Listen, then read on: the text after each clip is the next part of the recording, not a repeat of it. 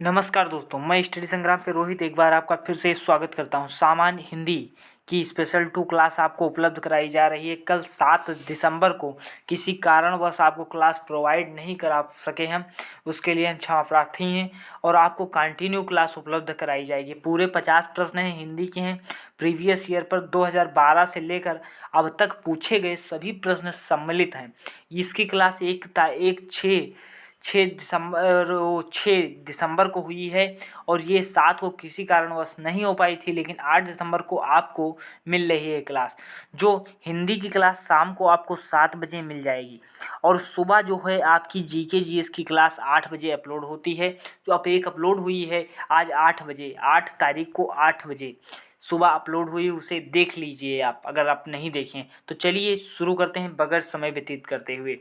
अगर आपने पहली क्लास नहीं देखी है तो उससे जाकर देख लीजिए। करीब 61 लोगों ने देखा है जब हमने स्क्रीनशॉट लिया है। और जाके चैनल तुरंत सब्सक्राइब कीजिए। अगर आप नए हैं तुरंत चैनल सब्सक्राइब कीजिए और सब्सक्राइब करने के बाद बेल आइकन को प्रेस कर दीजिए, जिससे आने वाली वीडियो की नोटिफिकेशन आपको तुरंत प्राप्त हो और आप प्रीवियस ईयर देखना ना भूलें और प्रीवियस ईयर आपसे कहीं छूट ना जाए। और 100 प्रश्न कराए जाते हैं जीके जीएस और प्लस हिंदी के। 50 प्रश्न जीके जीएस और 50 हिंदी के। हम लोग 100 करीब 15 दिन में पूरे प्रीवियस ईयर ख़त्म कर देंगे। तो चलिए शुरू करते हैं। सब्सक्राइब कर लेना और बेल आइकन प्रेस कर देना, जिससे आपको वीडियो मिल जाए। नेक्स्ट आप शुरू करते हैं।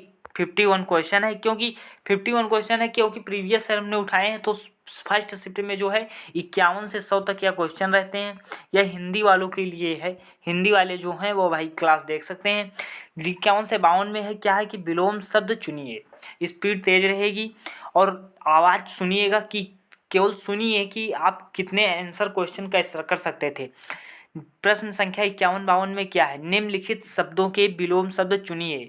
अभिसरण का विलोम क्या होगा? सायास होगा, अपसरण होगा, प्रसारण होगा, प्रतिरक्षण होगा। तो विलोम का अर्थ होता है उल्टा। विलोम का अर्थ होता है उल्टा। और 51 का आपका ऑप्शन क्या सही होगा आप बताइए। अभिसरण का अगर आपने चुना है अपसरण, तो आप बिल्कुल सही हो जाएंगे। अभिसरण का विलोम क्या होगा? अपसरण हो जाएगा। नेक्स्ट आपका क्या होता है? आपने सुना होगा सुषुप्त ज्वालामुखी होते हैं, सुषुप्त होते हैं। अब सबसे पहले हम आपको बता दें कृतज्ञ। ये क्वेश्चन पूछा गया था 2018 में पूछा गया था। कृतज्ञ का कृतज्ञ होता है, कृतज्ञ का कृतज्ञ होगा, विलोम शब्द होगा। मृत का विलोम क्या होता है? मृत का विलोम क्या होता है? जीवित होता है। जागृत का विलोम क्या होता है? सुषुप्त होता है। और श्रेष्ठ का विलोम क्या होता है? अधम होता है।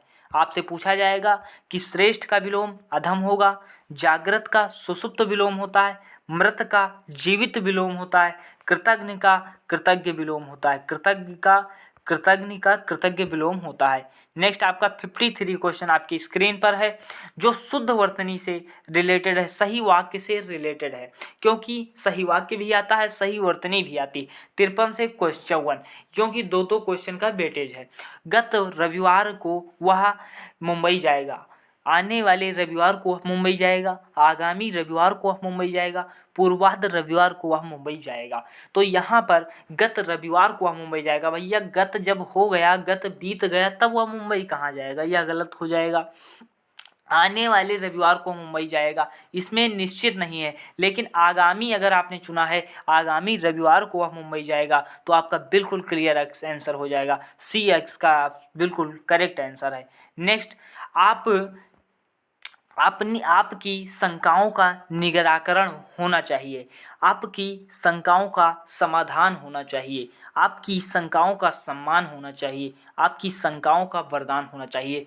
तो यहाँ पे शंकाओं का क्या होगा? निराकरण होगा, समाधान होगा, सम्मान होगा या वरदान होगा? तो शंकाओं का समाधान होना चाहिए। अगर आपने चुना है ऑप्शन नंबर बी, तो आप बिल्कुल सही हो जाएंगे।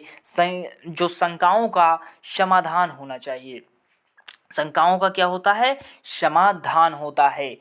चलिए नेक्स्ट क्वेश्चन आपकी स्क्रीन पर है 55 क्वेश्चन, जो एक अनेक वाक्यांशों के लिए एक शब्द है। एक अनेक शब्दों के लिए एक शब्द जो डिस्क्रिप्शन बॉक्स में लिंक है, वहाँ पर जाकर के आप देख सकते हैं। करीब 100 हमने इम्पोर्टेंट अनेक शब्दों के लिए एक शब्द कराए हैं।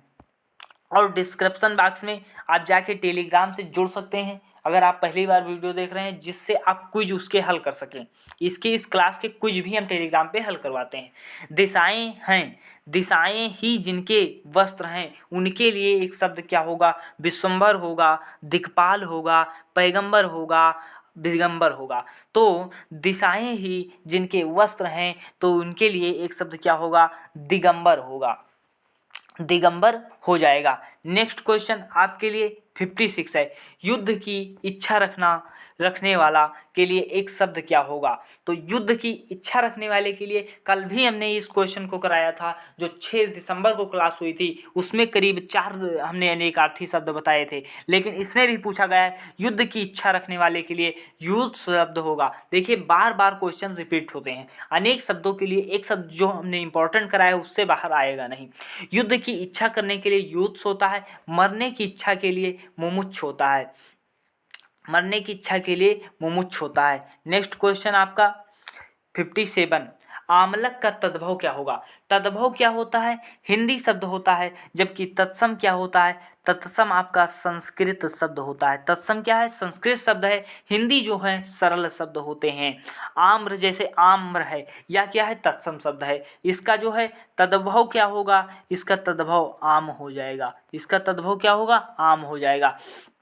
यह आंवला है, आंवला है, इसे क्या कहते हैं? अनुस्वार, ये आप समझ लीजिए क्या है? पूर्ण चंद्रबिंद है, पूर्ण है। तो यहाँ पे अगर इस तरह का कहीं मिल जाए, आंवला मिल जाए, आपको आंवला मिल जाए, इस तरह आंवला मिल जाए, दांत मिल जाए, कहीं आपको दांत लिखा इस तरह मिल जाए, तो ये सब क्या है? ये सब तद्भव शब्द होते हैं। तद्भव, तो आमलक का तद्भव क्या होगा? आमलक इसका मतलब तत्सम शब्द है, तो आमलक का तद्भव आंवला सही हो जाएगा। नेक्स्ट क्वेश्चन आपका 58 आपकी स्क्रीन पर है। तिनका का तत्सम क्या होता है? तत्सम क्या होते हैं? संस्कृत के शब्द होते हैं, कठिन शब्द होते हैं। तो 58 का आपके सामने आंसर दीजिए कि तिनका का तत्सम शब्द क्या होगा? या तृण होगा, तिक्त होगा, ताम्र होगा, त्वरित होगा, क्या होगा? तो तिनका का तत्सम अगर आपने चुना है तृण होता है, तो आप बिल्कुल सही हो जाएंगे। कहीं भी ये वाला अड़ा मिल जाए, टा का परिवार का अड़ा मिल जाए, तो वह शब्द तत्सम होगा, वह शब्द सदैव तत्सम होगा। अब आपसे पूछा जाए कि तिक्त, तिक्त क्या है? अब जब आपसे अगर तिक्त पूछ लिया जाए कहीं, तो तिक्त का क्या होता है? तिक्त तीता का तत्सम होता है। तिक्त क्या है? तीता का तत्सम होता है। नेक्स्ट क्वेश्चन आपसे 59, विशेषण की विशेषता बताने वाले शब्द को क्या कहा जाता है? जो विशेषण की विशेषता बता दें, विशेषण की विशेषता बता दें, जैसे अच्छा लड़का है, यह अच्छा लड़का है, लड़का, ये अच्छा लड़का है, अच्छा। अब यहाँ पे यह लड़का है, अब हमने बताया कि बहुत अच्छा लड़का है, तो क्या बताएं कि विशेषण की विशेषता बता दें। विशेषण की विशेषता जो बता दें उन्हें क्या कहते हैं? प्राविशेषण कहते हैं। जो विशेषण की भी विशेषता बता देते हैं उनके लिए शब्द क्या होता है? प्राविशेषण होता है। प्राविशेषण सही हो जाएगा। और जिसकी विशेषता बताई जाए, जिसकी विशेषता बताई जाए वह विशेष्य होता है, जिसकी विशेषता बताई जाए वह विशेष्य होता है। 60 क्वेश्चन, परिश्रमी शब्द में कौन सा विशेषण का बोध होगा? संख्यावाचक विशेषण, परिमाणवाचक विशेषण और परिणामवाचक विशेषण, गुणवाचक विशेषण। परिश्रमी क्या होता है? अब आपसे क्वेश्चन पूछा जाएगा, 60 नंबर आपके स्क्रीन पर जब क्वेश्चन है तो आप बताइए कि क्या होगा। जिन शब्दों में संज्ञा के जो है गुण, दोष, भाव व्यक्त हो जाए, जैसे गुण हो जाए, गुण व्यक्ति हो जाए, भाव, दोष व्यक्त हो जाए, तो वहाँ क्या होता है? सदैव सदैव गुणवाचक संज्ञा होती है। तो परिश्रमी में कौन सी संज्ञा होगी? गुणवाचक संज्ञा होगी। नेक्स्ट क्वेश्चन आपकी स्क्रीन पर है 61। ज़्यादा कम समय में हम अधिक क्वेश्चन कराने की कोशिश कर रहे हैं। 50 क्वेश्चन आपको कराए जाएंगे और बिल्कुल समझ लीजिए ये आपके बिल्कुल आपको एग्ज़ाम का मेथड पूरा आपके माइंड में सेट कर रहे हैं किस तरह एग्ज़ाम में पेपर आ रहा है। तो यूपी बीएड एंट्रेंस 2022 के लिए रामबाण साबित होगी। ये जितने प्रीवियस ईयर हैं आप जब भी देखें तो पूरी प्लेलिस्ट देख डालें। मंदिर का पर्यायवाची क्या होगा? पर्यायवाची क्या होता है? समानार्थी। पर्यायवाची का अर्थ क्या होता है? समानार्थी। समान अर्थ जो देते हैं वह पर्यायवाची कहलाते हैं। जो समान अर्थ दे दें तो मंदिर का पर्यायवाची क्या होगा? देवग्रह हो जाएगा। मंदिर का पर्यायवाची आपसे पूछा जाए देवग्रह हो जाएगा। इसका एक और पर्यायवाची बताइए, जैसे देवालय हो सकता है। आपसे कहा जाए देवालय किसका पर्यायवाची है? तो देवालय मंदिर का पर्यायवाची है। नेक्स्ट आपकी स्क्रीन पर क्वेश्चन है, तृष्णा का पर्यायवाची क्या है? देखिए पहले क्वेश्चन था, पहले हमने कल 2013 का पेपर शायद उठाया था 6 दिसंबर को, अब लगभग हम 19 का पेपर ले रहे हैं। देखिए पहले था एक चैप्टर से 5-5 क्वेश्चन पूछे जाते थे। एक चैप्टर से पहले जो वेटेज था अब 5 क्वेश्चन पूछे जाते थे, लेकिन जो हाल ही में पेपर हुए हैं उसमें जो है एक चैप्टर से आप समझ लीजिए 2 क्वेश्चन पूछे जा रहे हैं। कंपटीशन बढ़ चुका है और अब की बार के हिंदी का लेवल अब था, इसलिए आपको बता रहे हैं कि हिंदी का बिल्कुल देख लीजिए पहले, फिर हम आपको बताते हैं किस तरह तैयारी की जाए, किस तरह थ्योरी पढ़ी जाए। तृष्णा का पर्यायवाची क्या होगा? तो तृष्णा का पर्यायवाची लिप्सा होगा। अब तृष्णा का पर्यायवाची क्या होगा? लिप्सा होगा। नेक्स्ट आपका क्वेश्चन क्या होगा? राजपुत्र में समास क्या होगा? राजपुत्र में समास होगा। समास कितने होते हैं? समास आपको बताए थे कल हमने 6 होते हैं। समास आपको 6 होते हैं। 6 होते हैं। आपको 4 और 6 ऑप्शन में दिया जा सकता है, लेकिन अगर 4-6 दिया हो तो 6 ही आपका बिल्कुल सही होगा। द्वंद्व समास में हमने क्या बताया था? पहला पद संख्यावाची होता है। कर्मधारय और दुग्ध किसके भाग होते हैं? कर्मधारय और दुग्ध तत्पुरुष के पार्ट होते हैं, तत्पुरुष के भाग होते हैं।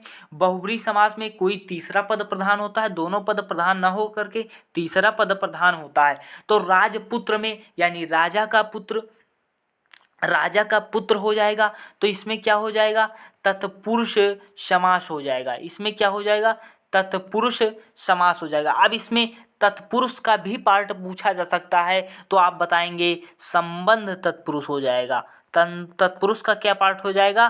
संबंध तत्पुरुष हो जाएगा। अगर केवल तत्पुरुष पूछा जाए तो तत्पुरुष हो जाता है, और जब वैसे पूछा जाए तो संबंध तत्पुरुष हो जाएगा। 64 आपके स्क्रीन पर क्वेश्चन है। हमने कल क्या बताया था कि संधि जो हैं 3 प्रकार की होती हैं। संधि 3 प्रकार की होती हैं, स्वर संधि, व्यंजन संधि, विसर्ग संधि। अब सच्चिदानंद शब्द का संधि विच्छेद क्या होगा? सतधन चित धन आनंद होगा, सचित आनंद होगा, सचि आनंद होगा, सतधन चित धन आनंद होगा। अब यहाँ पे हम आपको बता दें कि जो चा है, यहाँ पे चा और दा का परिवर्तन हो रहा है। ता जो है चा में परिवर्तित हो रहा है, ता चा में परिवर्तित हो रहा है। आपको हिंट दे दी हमने। अब यहाँ पे क्या करेंगे? सत धन चित, ये करीब 3 से 4 बार क्वेश्चन रिपीट हुआ है बीएड एंट्रेंस में, करीब 4 साल के अंदर, 4 से 5 साल में 3 से 4 बार यह क्वेश्चन रिपीट हुआ है। तो आपको 64 में अब सत आप करेंगे, चित करेंगे, धन आनंद करेंगे। तो अगर आपने 64 का ए चुना है तो आप बिल्कुल सही हो जाएंगे और आपका आंसर बिल्कुल सही है, सत धन चित धन आनंद। अब इसमें हम पूछेंगे संधि कौन सी है? तो भैया हमने कल क्या बताया था कि अगर स्वर का परिवर्तन हो रहा है, स्वर से कोई नया शब्द बन रहा है, व्यंजन से नया शब्द बन रहा है, विसर्ग से, तो अगर स्वर से बन रहा है तो स्वर संधि, व्यंजन से बन रहा है व्यंजन संधि, विसर्ग से बन रहा है तो विसर्ग संधि होगा। लेकिन यहाँ पे हमने आपको क्या बताया कि अगर चा का परिवर्तन है, ता का परिवर्तन, अब देखिए यहाँ पे ता का परिवर्तन चा में हो रहा है, इसका मतलब व्यंजन का व्यंजन में ही बदल रहा है। तो यहाँ पे क्या होता है? सच्चिदानंद में सत धन चित धन आनंद में व्यंजन संधि हो जाएगा। आपको बिल्कुल क्लियर हो गया होगा सही संधि का पार्ट। रस फिर आ गया, रस, क्योंकि रस से क्वेश्चन पूछे जाते हैं। रस छोटा पार्ट है नहीं, रस से कल के प्रीवियस ईयर में हमने भी कराए थे, और रस से क्वेश्चन बनना ही बनना है, आता ही आता है, कुछ भी ना पूछा जाएगा, एक रस जरूर पूछ लिया जाएगा। अब रस क्या होते हैं?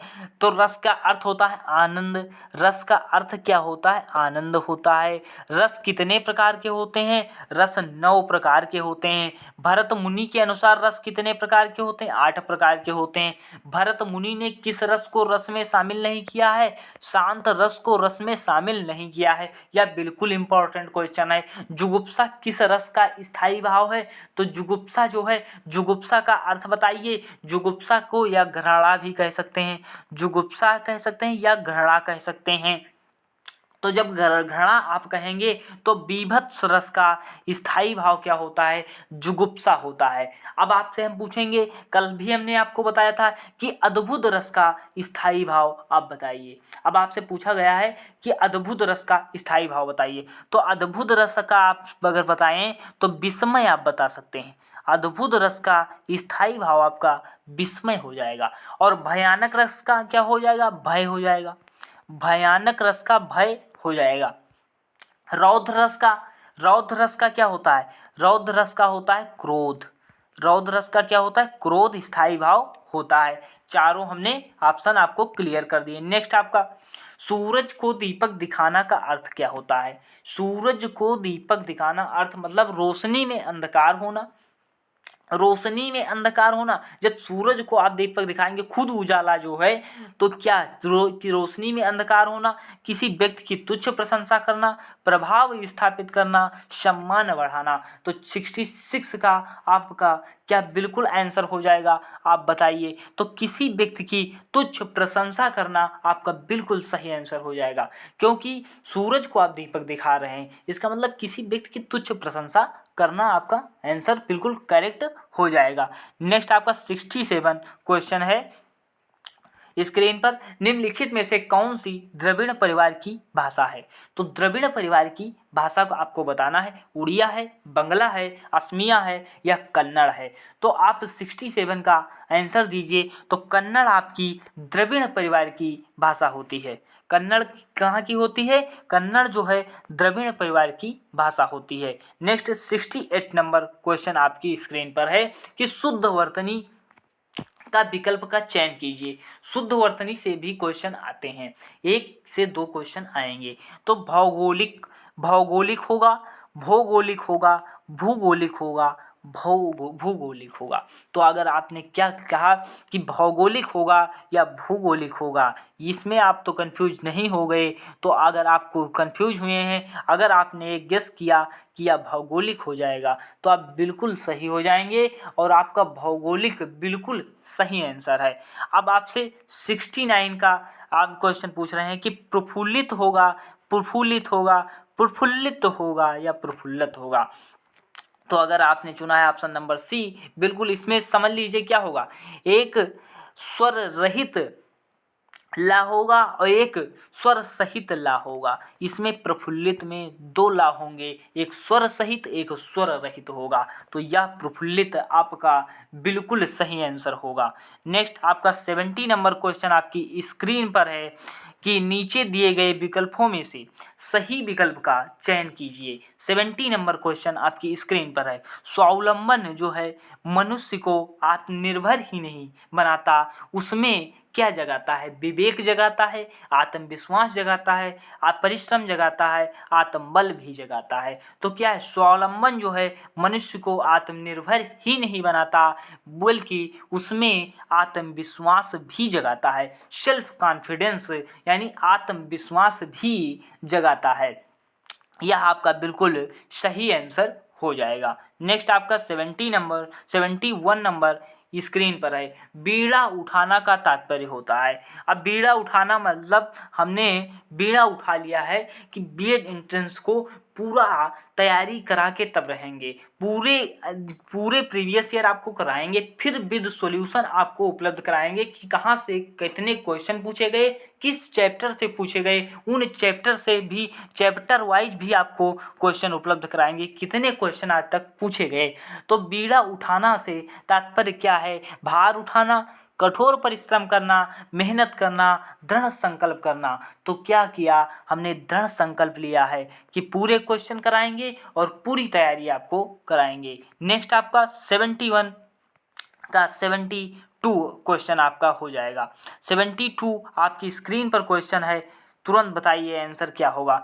मनोज का पीसीएस में चयन हो गया है और उसने मानो गढ़ जीत लिया, समझो उसने गढ़ जीत लिया। अब यहाँ पे आपसे क्या पूछा है, गढ़ का अर्थ बताइए। युद्ध जीत जाना, कब्जा कर लेना या अनुभव प्राप्त करना या कठिन कार्य पूरा करना।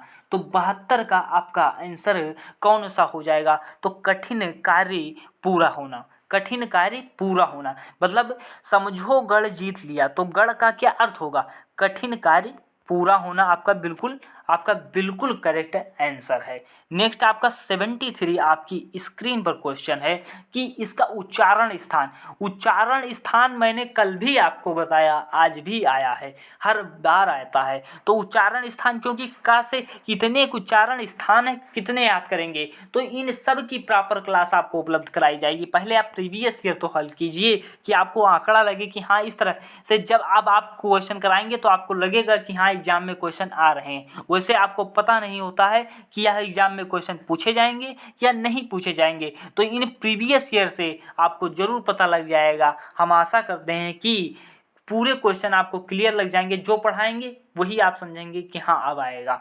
तो ये जो है इसे आप क्या कहेंगे, माँ है, ना है, ड़ा है, इया है, तो ये इसे आप क्या कहेंगे, इसे अंतस्थ व्यंजन कहेंगे।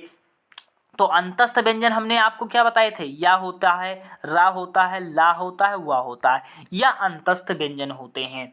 अब क्या होता है, अब यहाँ पे स्पर्श व्यंजन क्या होते हैं, स्पर्शी व्यंजन होते हैं का से लेकर के माँ तक। टोटल 25 वर्ड होते हैं का से लेकर माँ तक, उसमें उत्क्षिप्त व्यंजन भी शामिल होते हैं, तब 2700 हो जाते हैं। स्पर्शी व्यंजन जो है 2700 हो जाते हैं।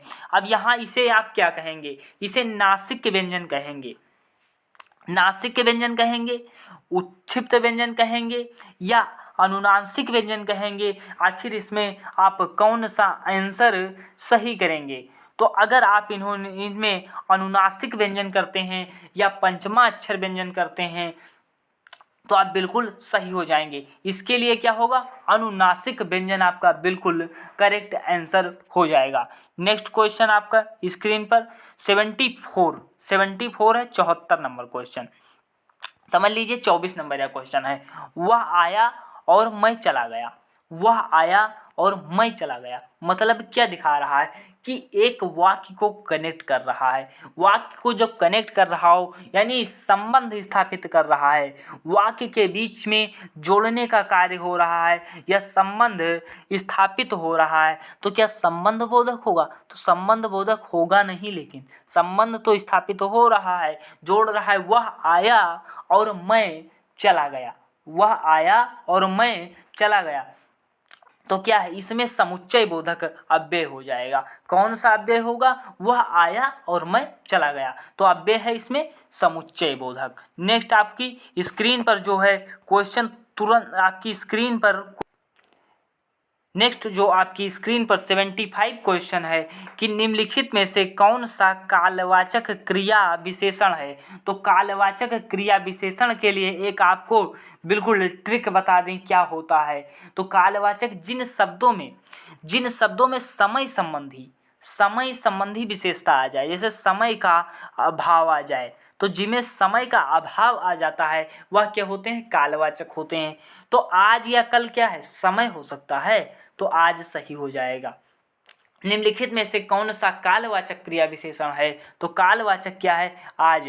कालवाचक क्रिया विशेषण आज है, आज सही हो जाएगा। आपको यह कंटिन्यू शाम को 7 बजे क्लास अपलोड की जाती है हिंदी की, और सुबह जो है जीके जीएस या सामान्य अध्ययन की जो है सुबह 8 बजे अपलोड की जाती है। तो दोनों क्लास आप कंटिन्यू देखिए, जिससे आपको प्रीवियस ईयर पूरे पता हो जाए कि कौन से क्वेश्चन कब पूछे गए हैं। तो निम्नलिखित वाक्यों में से अशुद्ध वाक्य बताइए। इसमें 3 सही हैं, एक गलत है, उसे गलत आपको बताना है। श्रीमती गांधी भारत की प्रधानमंत्री थी, श्रीमती गांधी भारत की प्रधानमंत्री थी, या तो सही है। मेरे ऊपर कृपा करें, या सही है या गलत है। और या आखिर इस पर सही क्या होगा, तो यहाँ पे होगा मेरे ऊपर नहीं होगा, मुझ पर कृपा करें, मुझ पर कृपा करें, यह सही हो जाएगा। मुझ पर कृपा करें, यह सही हो जाएगा। मेरे घर के सामने पाठशाला है, यह सही है। वहाँ भारी भीड़ है, यह सही है। श्रीमती गांधी प्रधानमंत्री थी, यह सही है। लेकिन मेरे ऊपर कृपा करें नहीं होता है, मुझ पर कृपा करें सही हो जाता अगर होता तो। नेक्स्ट 77 क्वेश्चन आपकी स्क्रीन पर है। प्रातः काल होने पर चिड़िया चहचहाने लगती हैं। मिश्र वाक्य क्या है? जब एक वाक्य दूसरे वाक्य पर आश्रित हो तो उसे क्या कहते हैं? मिश्र वाक्य कहते हैं। तो प्रातः काल होने पर चिड़िया चहचहाने लगती हैं। सुबह पहली बस पकड़कर शाम तक लौट आओ। जो विद्यार्थी परिश्रमी है वह ही सफल होता है, वह अवश्य सफल होता है। तो यह आपका बिल्कुल सही हो जाएगा, क्योंकि जो विद्यार्थी परिश्रमी है डैश भी लगा है, क्योंकि यह लग रहा है कि मिश्रित किया गया है वाक्य को और एक वाक्य दूसरे पर आश्रित है। तो यहाँ क्या हो जाएगा कि वह अवश्य सफल होगा। तो 77 यानी 77 का सी आपका बिल्कुल करेक्ट आंसर होगा। नेक्स्ट आपका 78 नंबर स्क्रीन पर क्वेश्चन है। उपसर्ग रहित शब्द है। उपसर्ग क्या बताए थे हमने? उपसर्ग का अर्थ होता है शब्दांश। उपसर्ग जो है शब्द के अर्थ को बदल देते हैं। उपसर्ग जो है शब्द के अर्थ को बदल देते हैं। इसमें क्या है? देश में कौन सा उपसर्ग लगा है? वी उपसर्ग लगा है। देश में कौन सा उपसर्ग लगा है? वी उपसर्ग लगा है। और अत्यधिक में कौन सा उपसर्ग लगा है? अति धन अधिक उपसर्ग लगा है। अति उपसर्ग इसमें क्या है? अत्यधिक उपसर्ग लगा है। संयोग में कौन सा उपसर्ग लगा है? सम धन योग उपसर्ग लगा है। तो सम उपसर्ग हो गया है। लेकिन सुरेश में कोई उपसर्ग नहीं है। सुरेश में कोई उपसर्ग नहीं है, तो यह आपका बिल्कुल सही हो जाएगा। उपसर्ग रहित शब्द कौन है? सुरेश बिल्कुल सही हो जाएगा। 80 नंबर क्वेश्चन आपकी स्क्रीन पर है। गर्भ शून्य शब्द में समास है। कर्म तत्पुरुष समास क्या होते हैं? 6 प्रकार के होते हैं। यह हमने बिल्कुल क्लियर रूप से बता रखा है। तो कर्म तत्पुरुष है या करण तत्पुरुष है, तो गर्भ से शून्य आपका हो जाएगा। अगर इसमें तो आप क्या करेंगे? तो कर्ता ने कर्म को करण से, यानी कर्ता ने कर्म को करण से, तो करण तत्पुरुष आपका बिल्कुल करेक्ट आंसर हो जाएगा। करण से हो जाएगा, करण से। अब कुछ लोगों को समास नहीं समझ में आ रहा होगा, इसकी प्रॉपर क्लास आपको उपलब्ध कराई जाएगी। बस प्रीवियस ईयर हल हो जाने दीजिए, इसके बाद आपको बिल्कुल चैप्टर वाइज क्लास और प्लस क्वेश्चन उपलब्ध कराए जाएंगे। नेक्स्ट आपका क्या है? सब्ज बाग दिखाना का अर्थ क्या है? यह जो है इसमें ऑप्शन चेंज थे। तो यूपी टेट के एग्जाम में, जो अभी टेट का एग्जाम हुआ उसमें भी पूछा गया है सब्ज बाग दिखाना। किसी का पेपर किसी के पास होगा या कहीं सॉल्यूशन हिंदी का हो रहा होगा, वहाँ पे आप देख लेना, इस क्वेश्चन को पूछा गया था अभी टेट के एग्जाम में। तो सब्ज बाग दिखाना, वहाँ पे ऑप्शन चेंज है लेकिन क्वेश्चन यही पूछा गया है। तो सब्ज बाग दिखाना का अर्थ क्या है? प्रभाव स्थापित करना, लालच देकर बहकाना, विवेक खो देना, होश उड़ जाना। तो यहाँ पे कौन सा आंसर सही होगा? तो अगर आपने चुना है ऑप्शन नंबर बी, तो आप बिल्कुल सही हो जाएंगे। लालच देकर बहकाना हो जाता है सब्ज बाग दिखाने का अर्थ। नेक्स्ट आपकी स्क्रीन पर क्वेश्चन है, 3-13 का अर्थ क्या होगा? पृथकता की बात करना, जैसे को तैसा, गुस्सा करना, पूरी तरह फट जाना। तो आखिर 3-13 करने का अर्थ आप क्या बताएंगे? आपके हिसाब से कौन सा सही होगा? तो अगर आपने चुना है ऑप्शन नंबर ए, तो आप बिल्कुल सही हो जाएंगे। 3-13 करना का अर्थ है पृथकता की बात करना। नेक्स्ट आपका 84 क्वेश्चन हो जाएगा, जो स्क्रीन पर है। हंसुए के ब्याह में खुरपे का गीत क्या होता है? शादी में गीत गाना। हंसुए के ब्याह में खुरपे का गीत कहावत का अर्थ क्या है? जश्न मनाना, या असंगत बातें करना, या निचले स्तर की बातें करना। तो आपका बिल्कुल, अगर आपने चुना है ऑप्शन नंबर सी, तो आप बिल्कुल सही हो जाएंगे। हंसुए के ब्याह में खुरपे का गीत मतलब असंगत बातें करना हो जाएगा। असंगत बातें करना हो जाएगा। नेक्स्ट आपका 85 क्वेश्चन है। देव अर्पण में संधि है। देव अर्पण में संधि कौन सी है? तो आप बताएंगे देव अर्पण में कौन सी संधि है। संधि क्या बताए थे कि दो संधि जब टूटती है, जो अलग पार्ट होते हैं, तो संधि दोनों का अर्थ अलग अलग होता है। दोनों का अर्थ अपना अलग होता है। दोनों ही अर्थपूर्ण होती हैं, बिना अर्थ की संधि अलग नहीं होगी। तो यहाँ पे क्या करेंगे, दे धन अर्पण हो जाएगा या गलत हो जाएगी, देव्य पण हो जाएगा, इसका भी कोई अर्थ नहीं होता। देव धन अर्पण होगा या देवी धन अर्पण होगा, तो इसमें आपको कन्फ्यूजन हो सकता है। लेकिन अगर आपने चुना है ऑप्शन नंबर बी तो आप बिल्कुल करेक्ट हो जाएंगे और देवी अर्पण आपका बिल्कुल सही हो जाएगा। लेकिन हम आपसे पूछेंगे यहाँ पे स्वर संधि है, व्यंजन संधि है, विसर्ग संधि है, क्या कौन सी संधि है? तो यहाँ पे परिवर्तन किसमें हुआ है? परिवर्तन किसमें हुआ है? जब आ या रा ला वा हो जाए, उस पे कोई अर्ध व्यंजन आ जाए, या रा ला हो, मिडिल में शब्द के बीच में या हो, रा हो, ला हो, वा हो, उस पे कोई अर्ध व्यंजन आ जाए, कोई अर्ध व्यंजन आ जाए तो क्या होगी? यण संधि सदैव होगी, सदैव यण संधि होगी। देवी धन अर्पण इसका करेक्ट आंसर हो जाएगा। 86 नंबर क्या होगा? पुस्तकीय प्रत्यय क्या होता है? प्रत्यय का भी अर्थ शब्दांश होता है, जो शब्द में छिपा होता है। प्रत्यय का अर्थ तो कोई नहीं होता, पर वह शब्द में छिपा रहता है। पुस्तकीय शब्द में प्रत्यय है, किए है, पुस्तक धन ये होता है, तो इसका कोई मतलब ही नहीं है इन दोनों का। अब यहाँ पे आप कंफ्यूज होंगे, ये होगा कि सी होगा कि डी होगा।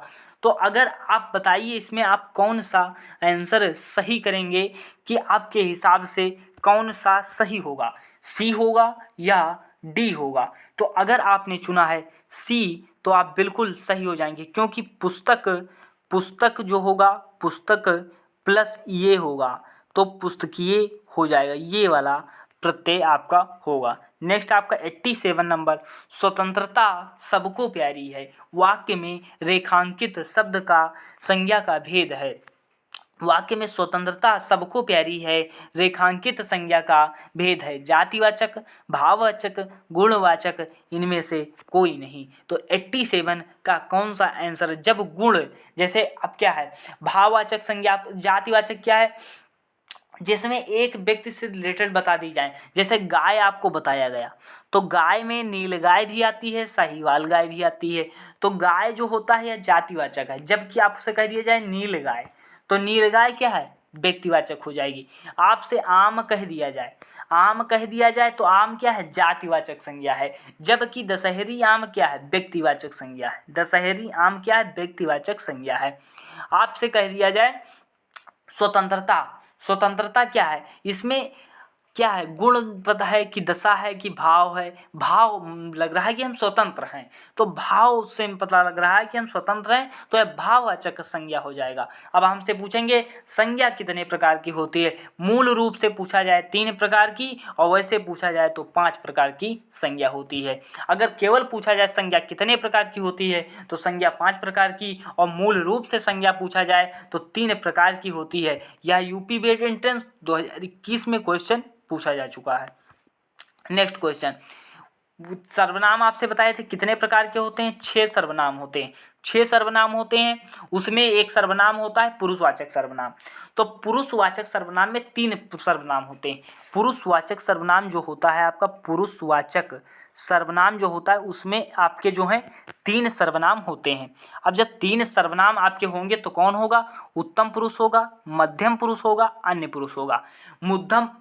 उत्तम पुरुष में कौन आता है? जो पर्सनल व्यक्ति होता है, जो कहता है बात को, मैं हूँ, मैं, हम, या उत्तम पुरुष में आते हैं। मैं, हम, जैसे आप हो गए, जैसे मैं कोई बात कह रहा हूँ तो मैं और हम लोग या मैं, तो यह क्या हो जाएगा? उत्तम पुरुष हो जाएगा। मध्यम में क्या होगा? वह होंगे, वह आएंगे, वे आएंगे, मध्यम में आएंगे। मध्यम में क्या है? तुम, तू, तुम मध्यम में आएंगे। जैसे हम कहते हैं तुम, तो मध्यम में आएंगे। लेकिन वे अगर आए, वे आए तो क्या आएंगे? अन्य पुरुष हो जाएगा, वे अन्य पुरुष हो जाएगा। मैं और हम उत्तम पुरुष हो जाएंगे, और तुम मध्यम पुरुष हो जाओगे। तो इसमें मुझे क्या होगा? उत्तम पुरुष सही आंसर हो जाएगा। नेक्स्ट आपकी स्क्रीन पर क्वेश्चन है, आपसे पूछा जाएगा कि पुरुषवाचक सर्वनाम के कितने भाग होते हैं? तो 3 प्रकार के पुरुषवाचक सर्वनाम होते हैं। नेक्स्ट आपकी स्क्रीन पर 89 क्वेश्चन है। विशेषण से 2 से 3 क्वेश्चन विशेषण से भी आते हैं। विशेषण, प्राविशेषण, क्रिया विशेषण, इससे 2 से 3 क्वेश्चन आते हैं। अब यहाँ से क्या है, विशेषण शब्द कि जिस संज्ञा या सर्वनाम की विशेषता बताते हैं उसे क्या कहा जाता है। अब जैसे राम अच्छा लड़का है, राम अच्छा लड़का है, तो राम अच्छा लड़का जब है तो क्या है कि सर्वनाम की विशेषता बताते हैं। अच्छा कौन है, राम, तो कौन, राम क्या है, संज्ञा है, तो इसकी विशेषता अगर इनकी बताई जा रही है तो यह क्या है, इन्हें क्या कहा, विशेष से कहा जाएगा। जिसकी विशेषता, संज्ञा सर्वनाम जिसकी विशेषता बताई जाए उसे क्या कहते हैं, विशेष से कहते हैं, उसे क्या कहते हैं, विशेष से कहते हैं। नेक्स्ट आपकी स्क्रीन पर क्वेश्चन है, मूल अकर्मक धातुओं के साथ प्रत्यय जोड़कर बनाई गई क्रिया क्या है। ये क्वेश्चन पूरा क्वेश्चन सही कर लें फिर बताते हैं। मूल अकर्मक धातुओं के साथ प्रत्यय जोड़कर की गई क्रिया धातुओं कहलाती हैं संयुक्त धातु, द्विकर्मक धातु, संधित सकर्मक धातु या समस्त धातु। तो मूल अकर्मक धातुओं के साथ प्रत्यय जोड़कर जो क्रियाएं बनाई जाती हैं, क्रियाएं या धातुएं क्या कहलाती हैं, तो क्रिया को धातु भी कहते हैं, क्रिया का दूसरा नाम धातु भी होता है।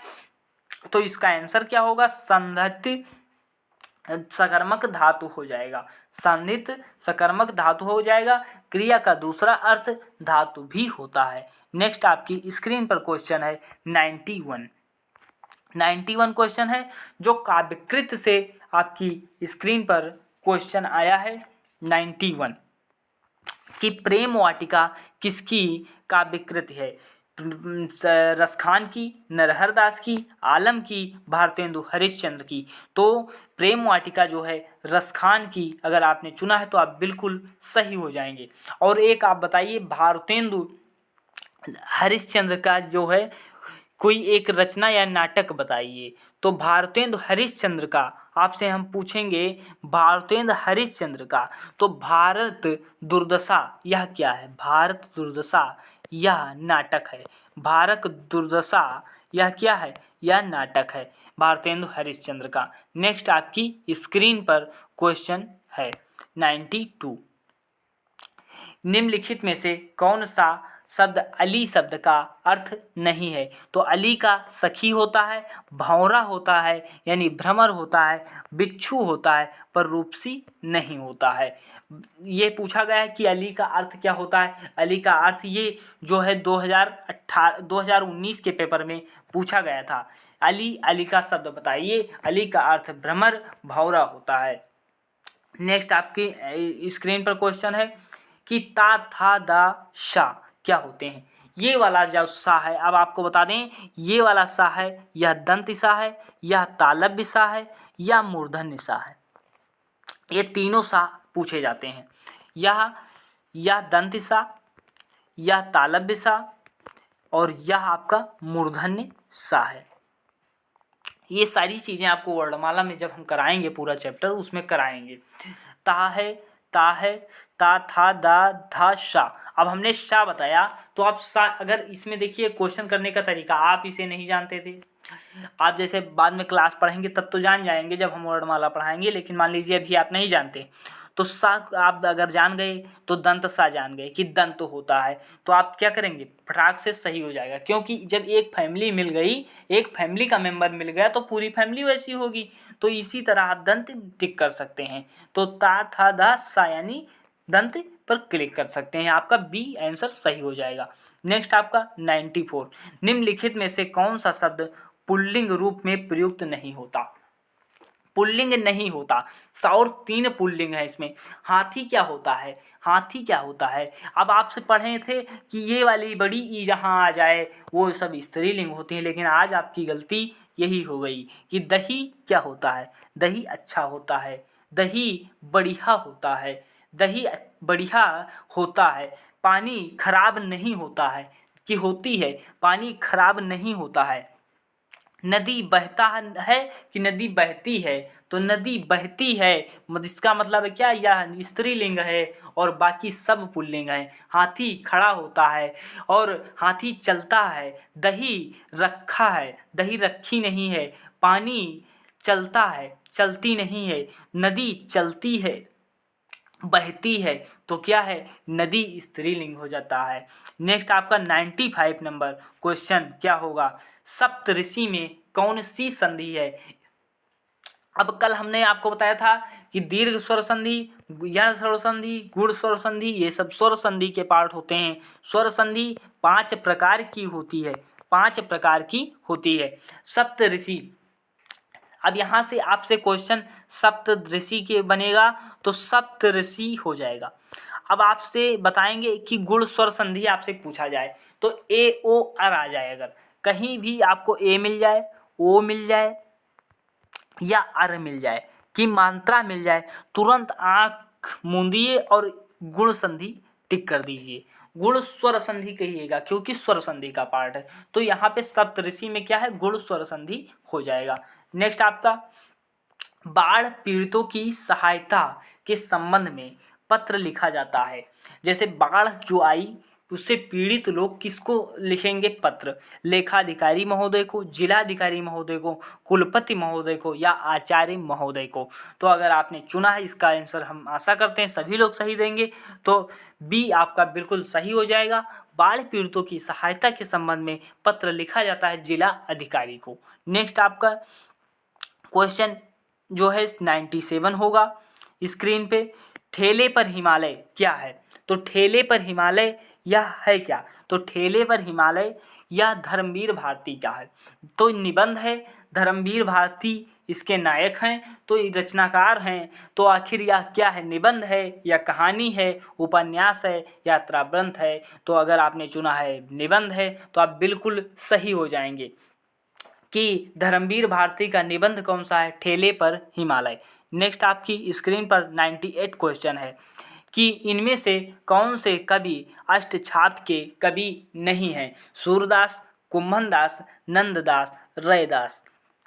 तो इसमें अष्टछाप क्या होता है आपसे पूछा जाएगा कि अष्टछाप की स्थापना किसने की थी। तो गोस्वामी विट्ठल नाथ ने की थी, गोस्वामी विट्ठल नाथ ने की थी। अब रैदास जो हैं, रैदास जी नहीं हैं, अष्टछाप में सम्मिलित नहीं है, जबकि सूरदास हैं, नंददास हैं और कुम्भनदास हैं। नेक्स्ट आपकी स्क्रीन पर 99 क्वेश्चन है कि किस वाक्य में अपादान कारक है। अपादान कारक क्या होता है, जब कोई चीज अलग हो जाए, जैसे पेड़ से पत्ते गिरते हैं, तीर कमान से छोड़ा जाता है, क्या है। तो रावण ने राम को तीर से मारा होता, तीर मारा है, या सही हो जाएगा क्या गलत हो जाएगा। मोहन से अब नहीं गाया जाता, यह गलत हो जाएगा। वैसे ही चाकू को से फल काटो, अब हिमालय से गंगा निकलती है, या सही होगा। या राम ने रावण को तीर मारा, यह सही होगा। तो आप बताइए कि क्या होगा, कि कौन सा सही होगा। तो ये अगर आपने चुना है ऑप्शन नंबर सी तो आप बिल्कुल सही हो जाएंगे। कुछ कन्फ्यूजन भी होगा आपको, लेकिन यहाँ पे हिमालय से गंगा निकलती है तो यहाँ पे अपादान कारक हो जाएगा, क्योंकि अलग हो रही है, गंगा अलग हो रही है तो हिमालय से गंगा निकलती है, तो यहाँ पे अपादान कारक हो जाएगा। नेक्स्ट आपकी स्क्रीन पर 100 नंबर क्वेश्चन होगा, जो हमारी क्लास का अंतिम क्वेश्चन होगा। और इसी के साथ हम समझेंगे कि हाँ पूरी क्लास आपको समझ में आई है। और अगर अच्छा लगा हो तो आप शेयर कीजिए और कमेंट सेक्शन में ज़रूर बताइए कि आपको यह क्लास कैसी लगी। और इसकी टेलीग्राम क्विज भी हमारे टेलीग्राम पर कराई जा रही है, जो यूपी बीएड एंट्रेंस एग्जाम के लिए ही केवल बना है, जिसकी लिंक डिस्क्रिप्शन बॉक्स में दी गई है, जो आप जुड़ सकते हैं वहाँ पर। और धीरे धीरे आपकी जैसे संख्या बढ़ती रहेगी तो उसमें जब वीकली टेस्ट भी करवाएंगे टेलीग्राम पे, और क्लास धीरे धीरे या आप समझ लीजिए चेंज होते रहेंगे। क्लास में हम कंटेंट को अपडेट करेंगे, आपकी संख्या बढ़ती रहे केवल बस। फिर धीरे धीरे हम कंटेंट को अपडेट करेंगे और आपको बताएंगे किस रणनीति से तैयारी की जाए। पहले आप प्रीवियस ईयर पूरे देख डालिए, अभी 15 दिन तक तो हमारे प्रीवियस ईयर ही चलेंगे। तो क्या है, निम्नलिखित में से अशुद्ध वर्तनी कौन सी है। मुश्किल, ईर्ष्या, 25 आंगन क्या होता है, कौन सा सही होगा? तो मुश्किल सही है, ईर्ष्या सही है, 25 सही है और आंगन जो है गलत है। तो आंगन किस तरह लिखा जाएगा? तो आंगन जो है आपका इस तरह लिखा जाएगा, आंगन आपका इस तरह लिखा जाएगा। स्पष्ट नहीं रहा है, अब आ जाएगा आंगन इस तरह आपका लिखा जाएगा, इस तरह आपका लिखा जाएगा। हमने पूरे 50 क्वेश्चन करा दिए हैं और सुबह जो है 8 बजे हमने जीके जीएस की क्लास भी अपलोड कर दी थी, जो आज की पहली क्लास थी। उसे जाकर आप लोग अगर नहीं देखे हैं तुरंत देख लीजिए। और अगर आपको अच्छा लगा तो आपने अंत तक क्लास देखा, उसके लिए आपको धन्यवाद। और लाइक शेयर सब्सक्राइब जरूर कर दीजिएगा। अगर आप लाइक नहीं किया है तो लाइक कर दीजिए, अगर आप नए हैं तो चैनल को सब्सक्राइब कर लीजिए। मिलते हैं नेक्स्ट वीडियो में, धन्यवाद।